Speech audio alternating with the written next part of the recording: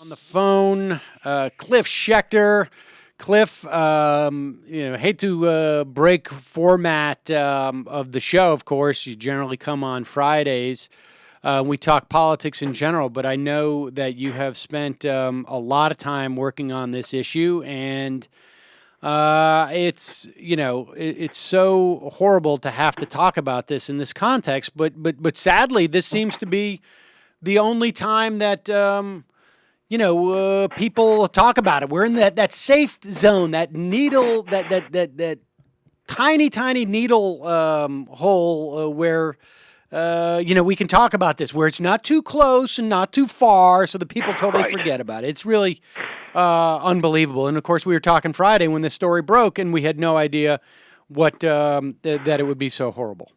Yeah, well, look, first of all, thanks for having me on. I don't mind breaking our routine because, you're just a fun man to talk to. But obviously, this is such an important issue, and it's one I've worked on for a while, as you said, and I've kept looking towards when that tipping point issue would be, that we could stop the right, frankly, the only people that do politicize this issue, the people that profit from the more guns that are out there.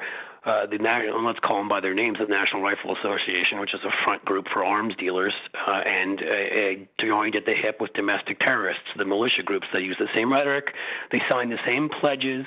Some of their board members up in Alaska, like Don Young, the congressman, signs a pledge with a militia member who ends up getting arrested for planning to kill police and judges. Can you imagine, if any of these people had Muslim names that were doing this? Right. But these guys have gotten away with foisting this culture of fear and paranoia that has led people to get guns because they think the end of the world is coming. Apparently, like the shooter's mom, and it's been a terrible thing for our democracy. We've paid an unbelievable price in terms of loss, and I've kept thinking that each of these incidents was going to be this tipping point where people just said, F you to the NRA and to their apologists.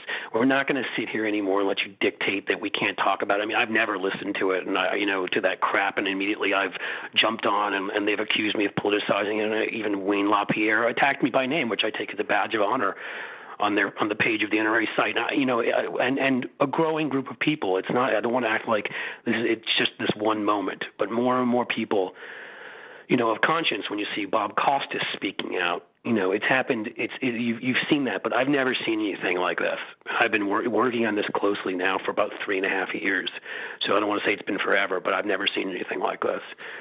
Just the level of people on the left, the No More NRA hashtag on Twitter, trending worldwide last night as President Obama was speaking. President Obama's reaction to this, the number of celebrities who I don't normally see getting politically active, who have been out there and been, talking about this issue and tweeting about it and the rest.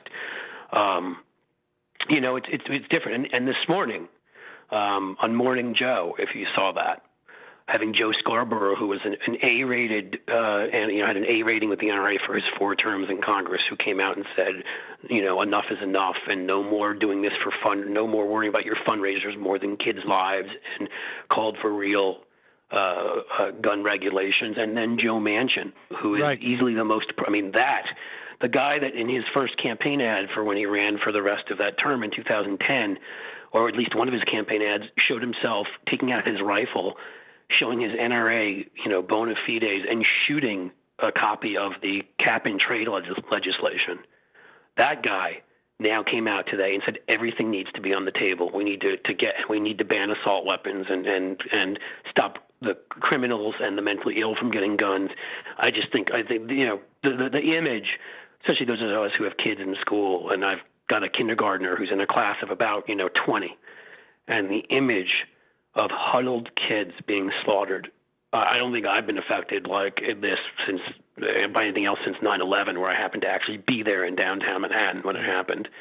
And I think for a lot of other people, it's just, enough. Effing enough, that's all. Yeah, and we should say, in terms of actions against the NRA, Credo is right now is holding a rally in front of the NRA offices in D.C. as we speak. The hashtag is Stand Down NRA. We've got a link to it on there. I mean, it just started about 10 minutes ago. Yep. So, everybody, if you're in the area, should go tweet it out. I've done that. Put it up on Facebook, and make sure to point out to your friends the cowards that these people are, who will sit there and allow others to die for their own power. That they have pulled down their Facebook page since Friday. Yeah, I noticed they didn't tweet, and I had retweeted something that David Rees had retweeted, which was just from like a week or two ago, where the NRA was like, "Hey, did you shoot anything this weekend?" Right. And people are like, "Hey, that's not helping the argument, Sam. That was a 2-week-old tweet." No, it doesn't matter. There is no argument about the NRA.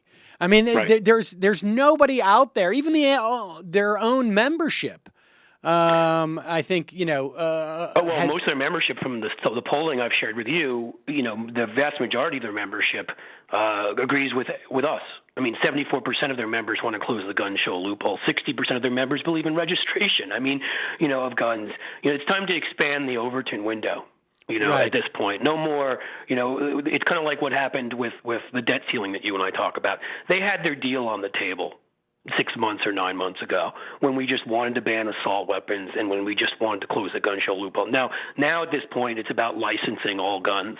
It's about registering all guns, and it's about actually banning not only assault weapons, but I would argue, I think we should stringently regulate who can get their hands on handguns. And if we have to go door to door and live out their worst freaking Obama fantasy, well, they brought us to this.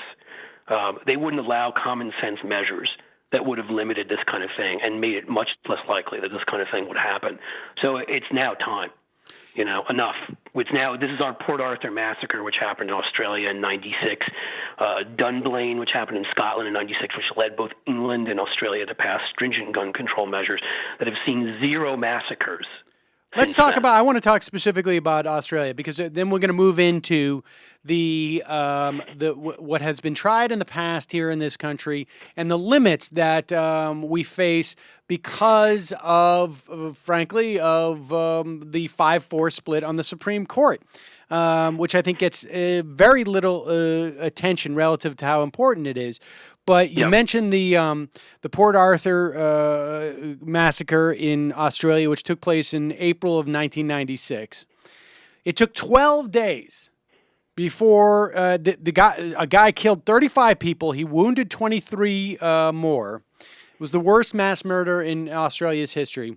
12 days later, a conservative government in Australia, John Howard, their conservative prime minister, that is exactly right. John Howard, they did a buyback of more than 600,000 semi-automatic guns, which was about 1/5 of the guns there. I think it cost about $500 million. They went back after that. Homicides by firearm plunged 59% following the next 10 years or so. There was no increase in non-firearm homicides. That's right. For all the people that think that, as we joked about the other day, that spatulas and spoons are going to take the place. No, they won't, because you can't do that from across a room, and you can't do that from a clock tower. And as so many people pointed out, a crazed man in China on the same day as what happened here ran into a classroom and stabbed 22 kids, and nobody died. Right. You had a drop in suicides because of it. You had a drop in robberies involving firearms. And the decade before the Port Arthur massacre, there had been 11 mass shootings in the country. There hasn't been a single one since 1996 in Australia after that was done. Now, there is no legislation. There is nothing that's going to be a complete panacea, but all we're talking about is reducing. Right, and particularly in this country, let's admit it. I mean, let's be honest here. There isn't a panacea because we have a ridiculous amount of firearms ownership. It is way and above anywhere else in the world. We've got 88 guns or 89 guns per 100 people in this country. The second in line to us is Yemen, which should make us proud, by the way, with about 54 or 55. So, yeah, I mean, let's take when all the people that defend, we can't do anything, whatever. Can we necessarily prevent it in the way Australia has? No, but who has ever looked at any other problem and said, well, we can't stop 100% of it, so let's just not do it? Right. I mean, people will still, the examples I like to use, people will still rob your store. If people are going to still rob your store, do you not lock it at night? If people are going to still commit rape, should we just legalize it? I mean, there's just a million different ways you can say and point out how utterly stupid that is. I mean, it makes no sense. You do what you can, and my guess is, even if you can't completely eliminate it like Australia, what you just pointed out, the stuff that doesn't get reported, not only would the mass killings go way down, but the stuff that doesn't get reported that happens every day. We heard about that Jovan Belcher incident because he was a football player. That stuff happens every day, constantly, every day, where 32, 33, 34 people are killed, many in domestic abuse incidents and things like that. I mean, if you do buybacks, if you make people register and license their guns, if you do psychological testing, I mean, by doing all these various things, Japan has had, there was a great article in The Atlantic how Japan literally erased this problem. And Japan has, whatever, I think 150, 200 million people. I don't even know. It may be a small island, but there's a lot of people. So people who want to act like, and say, oh, Canada's got a much smaller population than Australia. There are countries with very high populations. They've handled this too. And we should say, it's the functional equivalent of saying, we can't eliminate all drunk driving deaths, so let's just make it perfectly legal to drunk drive. Right. We hear this example trotted out all the time about drunk driving deaths in some type of as if it's an argument. And the fact of the matter is, we have created a very strict regime of laws in this country to curtail drunk driving, and it has had a fairly dramatic effect. Bartenders can't keep serving you when they believe that you to be beyond the limit. We've made the penalties severe. We've done checks with people on highways. We've done the things that you do in a rational society when you decide that it is an unacceptable public health risk, as we've done with tobacco, for example. When you decide that something, when you decide that secondhand smoke is something that is killing people, you try to handle that as a public health risk. That is what this is. This is public health. That's all it is in the end. They are the ones, again, let me say that, they have politicized this. It is not most of their members who agree with them. It is a tiny cadre of extremist, end-of-the-world nuts, and it is people making millions of dollars off of the sale of guns. That is who you've got here. And again, as I brought up on your show when we talked the other day, the NRA is a paper tiger. They are not what people think they are. Mayor Bloomberg pointed this out when he went on TV and talked about this the other day. Many other people, the Brady campaign has pointed this out. The Coalition to Stop Gun Violence has pointed this out. This doesn't take rocket science. 6 of 7 people the NRA put over $100,000 behind in the Senate races this year lost.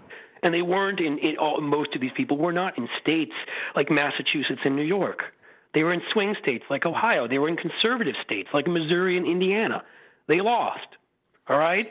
President Obama, they spent $12 million trying to defeat him. They lost big time. They're not these people that are so scary. They're not these people you can't cross.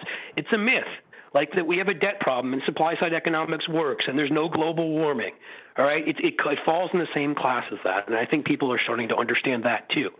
Now, this really isn't a price you have to pay for taking on the NRA. And this is essentially a lesson, that aspect of it is something that politicians have to learn. And part of that equation, it's a two-part equation. What is the cost of me bucking the NRA? And statistically from this last election, we can see that it's far less than the presumption that has existed. And then the other half of that equation, which is where, I think hopefully that this activates people more, is what is the cost if I don't buck the NRA? What is the cost that I'm going to pay in my district, that's right. In my state, if I do not buck the NRA? And that's, what's the cost that Blue Dog Joe Baca paid, who represented a district that was a swing district where he didn't, where he easily could have been in favor of real gun regulations. Instead, he chose to favor to be the guy the NRA went to support any kind of inane legislation. He was the go-to Democrat.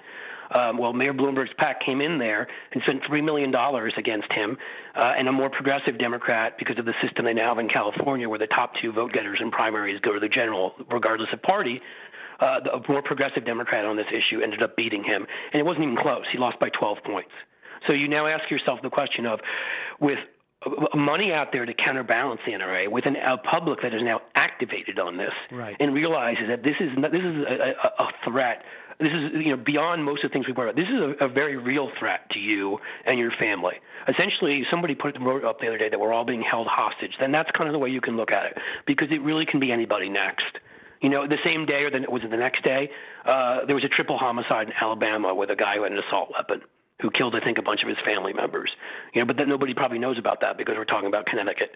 The other things kind of fall into the background, but this is something that is happening every single day, and it is a clear and present risk. Now, I want to talk about what possible proposals are being promoted to at least address some elements of this problem. But I want to talk about first the state of the law, I guess, at this time, because we know that while we had an assault weapon ban from mid-'90s to, I guess it was 2004, it expired. It was a 10-year, 94 to 2004. And but in 2010, there were two decisions that the Supreme Court essentially passed, which was one, very restrictive of the federal government's right, or ability, I should say, to regulate firearms, and one that District of Columbia versus Heller, which was basically the state. They passed a federal version and a state version of the same thing, which was limiting the federal government's right and then limiting the state's right, and saying there was an individual right to possess firearms. And so to be clear about that, Sam, I took PhD history studies until I never have written my dissertation, but every real historian of the period, of the Revolutionary period, will tell you that it had nothing to do with individual ownership, as did all courts up until the current court that also gave us Bush versus Gore, gave us Citizens United, gave us the impetus or the ability to kill the Commerce Clause, because people remember while the health care bill was retained, it was not based on the Commerce Clause where Roberts agreed with the others. These people are radicals, and they don't represent mainstream thinking on this, which has said that it's a group right up until the point where they made that decision. But even these nuts, okay, Scalia and Thomas and the group of them, in their decision said that concealed carry had been regulated in the past. In fact, it was very regulated in the 19th century. The NRA tries to erase this from the history books, but at a time when we had a lot more respect, they tried to, the Wild West and all that. Well, Wyoming had a concealed carry ban. So did Kentucky, so did Florida, so did Ohio, and so did a lot of other states. So even within this individual right, they're still saying it's an individual right in your home. There's a lot you can do. Just because people have the right to have a gun doesn't mean you can't register and license it. Right. Doesn't mean that you can't. They said you can ban higher capacity types of guns, so it doesn't mean you can't ban assault weapons. Doesn't mean you can't stringently regulate who's allowed to bring a gun out into society and walk around with a gun around my family. So there's still many types of gun control you can pass, even within their flawed and ridiculous decision. And we also know that just on a broader level, that constitutional rights can be curtailed if there is a compelling interest by the state, or one in which these rights end when they begin to threaten other people's constitutional rights, pursuit of happiness. Very hard to do. Life. Very hard to do if you're being shot. And if the preponderance of guns and the easy access to guns is a threat to that, then there is room there. Now, but so there's two different points. There's Sam, two. I just for 2 seconds, I don't mean to cut you off, but there's a huge point, which is my right and your right and our kids' right to have our government protect our, quote, our general welfare and the domestic tranquility of this country. That comes in the beginning of the Constitution before the Second Amendment. There are lots of parts of the Constitution that conflict with each other, and courts have to interpret that. And we're now at a point where my rights are being curtailed by people out there who are walking around shooting people. Kids' rights are being. And so I'm sorry, but you brought up a fantastic point I should have brought up. The Second Amendment is not what these guys currently have said. It also, their interpretation of it, and the interpretation of gun nuts, which goes much further than even Scalia's interpretation, conflicts with other rights that I enjoy under the Constitution of the United States. And you enjoy, and everybody listening to this show enjoys, and 300 million other people. And it's not simply, or and I want to make something clear. Because I know 50 million people are listening to the show. On this point, I want to make something clear insofar as it's not just a question of outlining someone firing the gun at someone. It is clear that what is a part of the problem is also people's easy access to the guns, because it increases the chances that these things are going to happen. It's just simply impossible to make the argument that if you do not increase the difficulty in which someone has of obtaining something, that it's not going to diminish the amount of use of it. I mean, it's just simply, and particularly if we're talking about the combination between guns and people who are acting, who may have, dealing with mental issues at any given point, that end up leading them to do something like this. And it is not to, please be clear that I'm not saying that I'm not trying to stigmatize people with mental issues here, but to the extent that they're involved in these narrow cases, there's the ability to get a gun in an expedited manner is going to mean there's less of ability for people to intervene. That's just right, and we certainly shouldn't stigmatize. That's actually a problem. That's another problem. I mean, again, this is another red herring that people come out and will say, well, you act like gun control is the only thing. Just because I'm proposing real gun regulation doesn't mean I think that's the only thing here. It is the one thing in common when you look at the Port Arthur massacre and the Dunblane massacre and these other countries, that when countries limited the accessibility for people, because all countries have people that are mentally insane, and when they limited the ability for those people to access guns, guess what? These things stopped happening. Right. But that doesn't mean by any measure I'm saying that we shouldn't do a host of other things to address this problem. I mean, we should have a mental health system that should be the envy of the world with how rich a nation this is. Instead of defunding it in the manner in which we did, that was the first thing all these guys went after. To cut their state budget. Right. When the recession blew up in 2008. I mean, frankly, when there have been progressives out there like Jan Schakowsky, who talked about, when we were talking about this whole fiscal crossroads and what we should do, said that we should cut $110 billion from defense as one of the things. Yeah, we should. But you know what? I wouldn't use that, certainly all of it and probably most of it, for deficit reduction. Why don't we put that into mental health? Why don't we put that into taking care of our own people? And you'll see, if we don't stigmatize people, if we treat them, if we offer them options that aren't going and living in a place that, frankly, is a hovel to have to be taken care of, you'd find that maybe a lot of things would change, because the profile of most of these guys doing this is the same. They're young, male, and they've got serious disturbance. And in many cases, they've been adjudicated as mentally ill, but we've done nothing about that. We just kind of let them wander around out there, and frankly, not even shared those records with background checks like in Virginia Tech and in Tucson. Both of those cases where there should have been records shared that would have prohibited those guys from getting guns, but they weren't.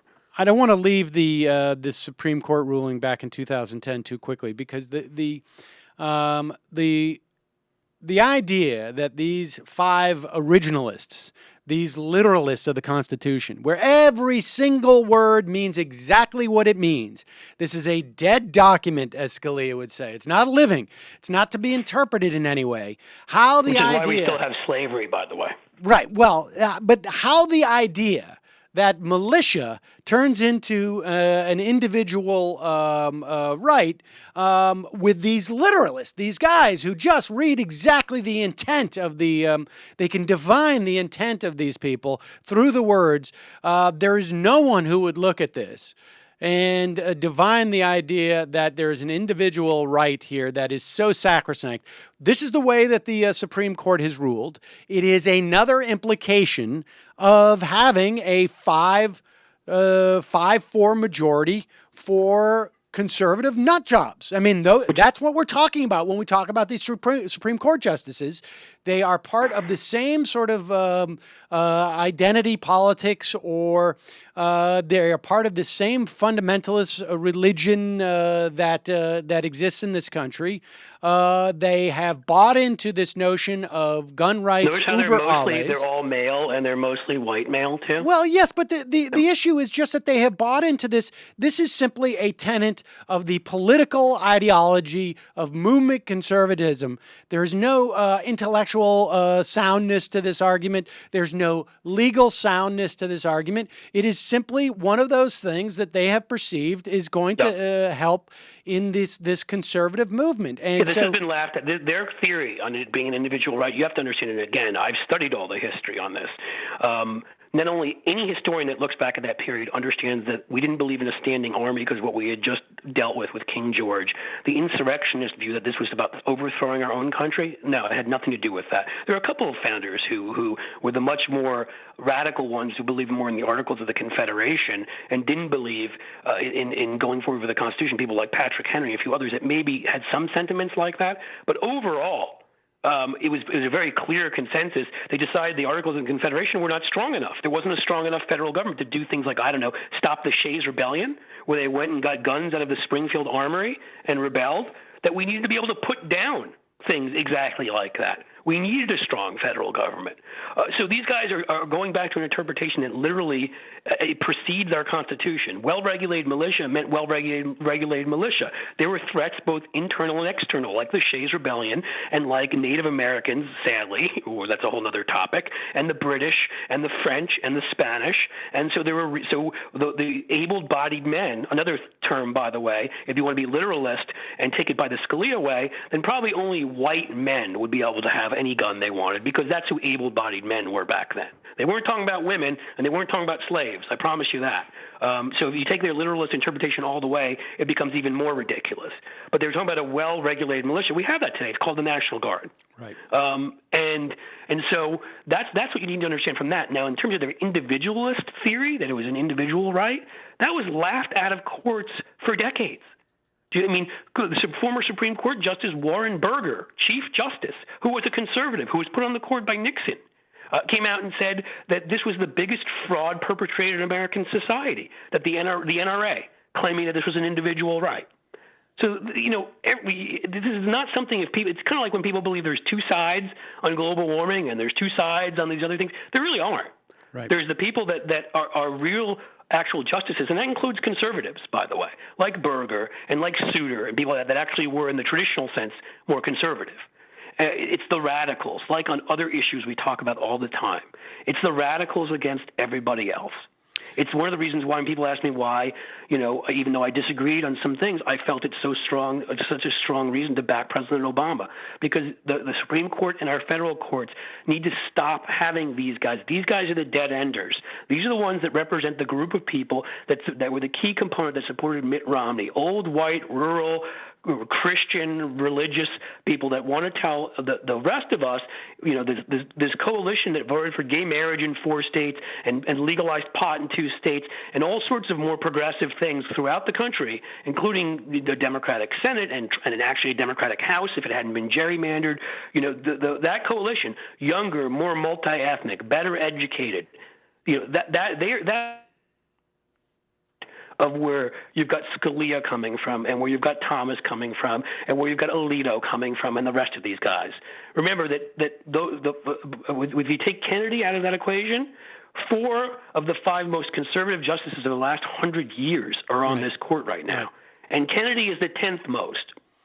So you got 5 guys in the top 10, just so you know that. So the most effective way of dealing with this problem, in some respects, is going to be essentially to remake the Supreme Court, and we may or may not have that opportunity in the next 4 years. Maybe it might be for another 10 years.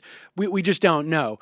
Beyond that, given the limitations that this right-wing Supreme Court has imposed upon the country in terms of what our legislators can do, and this is, of course, putting aside the sort of the intractableness of the House Republicans, But putting that aside for a moment, within the context of legal measures, what do you see as a guy who has been working in this for 3 years very intensely? What do you see are the most effective? And of course, again, if we can stop one of these, we've had 5 or 7, 6 now since 2007. If we can stop one of these from happening annually, that seems to me to be worth it. Never mind the thousands of other. But and it depends what you call these, Sam, because because you're talking about probably ones where more than 5 were killed. Right. I mean, people forget, in the summer, Seattle, Cafe Racer, where if somebody walks into a cafe and shoots 3 or 4 people, and people forget. I mean, there's so many other incidents, like the one that happened the other night in Portland, where only 2 people were killed besides the shooter. I mean, those sort of recede because of the other ones. We've got, if you want to consider a mass killing any time a couple of people are killed for a random reason, there was a period of time between, and it's probably picking up again, between about May and August, where we had one of those every 8 days in this country. And just think about that for a second. And what can we do? We can do a lot. Because, again, even this nutty, literalist, insane, old right-wing Supreme Court said that concealed carry in our history had been, which is true, it was many times, had been regulated. What can you push to put stringent federal regulations on who can carry a concealed weapon? Absolutely, you can. But in terms of, and that's something I believe in. And again, I want to be clear. I consult for Mayors Against Illegal Guns. I'm speaking for myself when I come on these shows, not for them. Right. But you're going to have proposals coming out from Mayors Against Illegal Guns. My guess is the Coalition to Stop Gun Violence, the Brady campaign, and others. And I think we're all at the point now where, again, there were times where we were willing to do piecemeal legislation anymore. I think it's going to be pretty comprehensive. And everything that's being talked about, which includes an assault weapons ban, which includes tracking large ammunition purchases. So when somebody like, Holmes, I can't think of his first name for whatever reason, right. James, right, from the killer in Aurora, bought 6,000 weapons, and that drum. 6,000 that munitions, drum magazine that shot 100 bullets in about a second or two. I'm probably exaggerating, but not many. When he bought that tracking, that kind of ammunition would be included in this. That there might be some. I don't hear anybody talking registration yet, so I don't think that's going to be part of it. Although I'd support that in a second, and 60% of this country would. But I think you're going to get assault weapons. You're going to get the gun show loophole closed. You're going to close the terror gap, where somebody who's on a terror watch list and can't get on an airplane can buy a 50 caliber rifle that can actually take down certain aircraft. You're going to get. I think you're going to get about a 5 to 7 part bill. You may get what New York State failed to pass when the Republicans pulled their last coup there and held on to the state Senate in 2010, which maybe that'll change this time. And I'm hoping this will be part of federal legislation, which is micro-stamping, so that every bullet gives you a code so you know which gun it came from. Mm-hmm. Or every shell, excuse me. There's a whole lot of stuff out there like that, and I think you're going to see a whole number of these types of measures. None of these, the Supreme Court said that the criminals and the mentally ill could be prevented from getting guns, that you could track guns better, that you could, and they didn't even, as far as I'm concerned, say anything on licensing and registration. That's not stopping people from having them unless you determine that they're unable to because they're criminals or mentally ill, right. And an assault weapons ban. All those, at least from my understanding, and I'm not a lawyer, but from lawyers I've talked to who are involved in this movement, all of those are completely complementary and fit within the framework that the Supreme Court set up. Well, I mean, and like you started off by saying in this interview, you got Joe Manchin, who came out and said that he thinks it's time for, and that's a really big one. Of course, Dianne Feinstein has talked about introducing legislation. I know Frank Lautenberg now from New Jersey has put out a release saying that he will be introducing legislation. Another huge one, Sam, also, what's that came out today, and because we know this from what we've done on other issues, Dick Durbin, because we know who he speaks for. And he spoke about closing the gun show loophole. He spoke about cracking down on straw purchasers, which was somebody goes and buys guns for people that can't buy them. That's what happened in the Columbine case. Had we closed the gun show loophole and had real penalties, because a friend of the Columbine killers went and bought them 4 guns, she never would have been able to do that had that loophole been closed. And we had a real stringent straw purchase penalties because we quite likely would have caught her. Again, people have to also remember, as Bob Costas so well said, this is about culture too. Once you start, all this stuff interacts to affect culture. Once you start passing laws, having people speak out in the media, having it affect popular culture, which it will, I'm sure, and how these things are covered now, then it sends a message to people that these things are not things that are playthings. And it makes people know that you're watching them when they go to gun shows and whatever. It leads to people making mistakes. Most of these people are not geniuses. Okay, a lot of the time mistakes are made, and if they're mentally ill, they may not be thinking clearly, and mistakes are made that give you signs ahead of time. I mean, it's how we've prevented terrorism. When Ahmad Rassam, the guy that was going to blow up LAX, the Al-Qaeda member for the millennium in the year 2000, the reason we stopped him is because when they were doing a search of his car, when he was trying to cross the border on the West Coast, he freaked out. And he was a trained Al-Qaeda guy. He freaked out and ran away. Well, if you've got real laws where these people, where you're checking their backgrounds and you're looking at people who are buying mass numbers of guns suspiciously, as you should be, and you're tracking that stuff, some people are just going to make mistakes. Right. Okay, it's not to say you can stop everything, but when you change that culture that says that guns are something that anybody should be able to buy with no real restrictions, just hand over a gun, no more difficult than handing over a butter knife to somebody, then people are in a much more relaxed frame of mind. They don't have to watch their steps. Right, and there's also, I think, the idea of having these guns around the house, you have to stigmatize them so that whether or not you are a prepper, like it's reported that Nancy Lanza may have been. Whether you are just someone who likes to shoot at targets, that there's a stigma attached to the idea of buying a semi-automatic weapon and keeping it in your house. I mean, my neighbors upstate, I went by. The guy has progressively shown me different guns that he has. A .22 with a scope. Okay, understood. You're in the country. A shotgun. I mean, this is not a guy who's a hunter. I mean, I got other neighbors who are hunters. Part of this bill that Durbin was talking about would have gun locks, which is hugely important because at this point, I won't let my kids go over to any house until I know if there's a gun there. Right. Shotguns and then that includes family members, by the way. And then, he whips out a semi-automatic rifle with a son. And I'm like, what's that for? And he's like, he's joking, but he's zombies. Right. And it's like, the...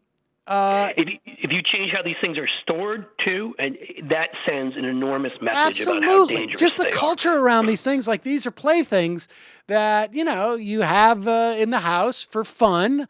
Well, that's fine, but why not? Why stop there? Why not just have like a box of grenades? Because grenades are fun. I got to imagine to be able to sit there and whip a grenade, 30 yards and watch it blow up or whatever it is. That's got to be fun too. But at one point I realized, no, these are dangerous. That's exactly right. There are lots of things that are fun. There are lots of things that you love to do, but we live in this thing called a common society where sometimes you make sacrifices because you're provided with the security and the laws and everything else that we're provided for in this country. Everybody doesn't just get to do whatever the hell they want to do. You don't get to go into a movie theater and scream fire. You don't get to walk around airports and make terroristic threats. That's called the First Amendment, and yet we found limitations on that amendment because when you put people's lives in danger, even by exercising your First Amendment, we will limit that. This is no different, and you're absolutely right. That cultural aspect, and I think that's a lot of what Bob Costas was talking about, is so important to this. People should be stigmatized. It's not just this most recent killer in Connecticut, but people probably already forgotten about the mass shooting where four kids were killed in northern Ohio at Chardon High School that happened 6 or 9 months ago. Well, his grandfather bought a bunch of guns, just had them lying around the barn. You know what I mean? So he just picked one up the minute he lost his mind. Yeah, that needs to be stigmatized. That needs to be we've done that in this country with secondhand smoke and drunk driving. We've had cultural campaigns. Moms Rising, which is a fantastic group, and a little self-plug here, they've got a radio show on We Act Radio in DC. And they've got millions of members and whatever. They're now out talking about these kinds of issues, and maybe they'll be the equivalent of Mothers Against Drunk Driving. Right. Because we need that. We need mothers out there pointing out these things that people are going to go and buy guns that put kids in danger, not store them safely, and do things like that. It needs to be a stigma attached to it. They need to know how dangerous it is, and they need to know that, frankly, a lot of people like us are going to shun them for it. And it's amazing how that changes things. And I like to point out to people, at the turn of the last century, there were spittoons in every bar. But sitting there chewing tobacco and spitting it all over the place and whatever, while due to certain health risks and other things at the time, and whatever was considered to be not only disgusting but actually a little dangerous. So they got rid of it. It changed. You can change culture.